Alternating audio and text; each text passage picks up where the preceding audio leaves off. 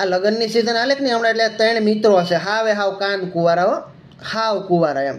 હવે તેને બેઠા ને વાતું કરતા હતા ને વાત બેસડે ભાઈ, એવી મોટી મોટી વાત બેસડે ને બીજાને ઘૂમરે નાખી દે એમ.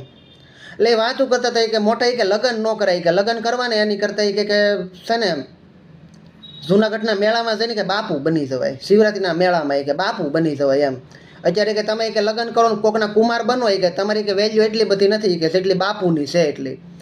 દાખલા તરીકે તમે મેરેજ કરો, લગ્ન કરો, તમારા હાહરિયામાં જાઓ, તમારા હાહરિયાવાળા થોડું ઘણું માન સન્માન આપે, તમને આડોહી પાડોહી આપે, ચા પાણી પીવા લઈ જાય, જમવા લઈ જાય એની ઘરે, તમને મહેમાન ગતિ કરાવે. અને કે આ તો બાપુનું કેવું છે કે તમે જ્યાં જાઓ ને ત્યાં કે આવો બાપુ આવો બાપુ આવો બાપુ એમ જ થાય.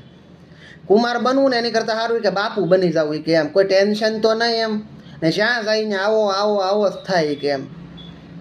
અને હમણાં મેં એક દાદાને પૂછ્યું, મેં તો દાદા તમારા જમાનામાં બધું બ્રેકઅપ થતા ખરા? મને કે દીકરા હું વાત કરું કે અમે ક્યાં અમારા જમાનામાં કે બ્રેકઅપ થવાની વાત હતી. હવે એ તો બેકઅપ જ કે એને તો હું બ્રેકઅપમાં ને બેકઅપમાં કાંઈ અંતર ન સમજે ને. મને કે અમારા જમાનામાં હું બેકઅપ થાય કે અમારા જમાનામાં કે મેકઅપ જ નહોતો મારો દીકરો, કે ક્યાંથી બેકઅપ થાય.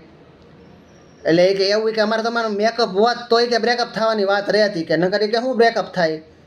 જેવું હતું એ કે એવું સ્વીકારી લીધું કે હું કે ગલ્લો રાણીને બાદશાહ જે નીકળ્યું એ કે અમારા બાપા નક્કી કરવા ગયા થાય કે પછી કે એ બ્રેકઅપ ન થાય.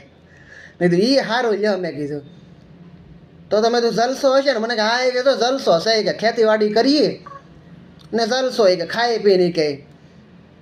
મેં તો એ વાત તમારી બરાબર. મેં તો સારું કરો જલસા, બીજું હું.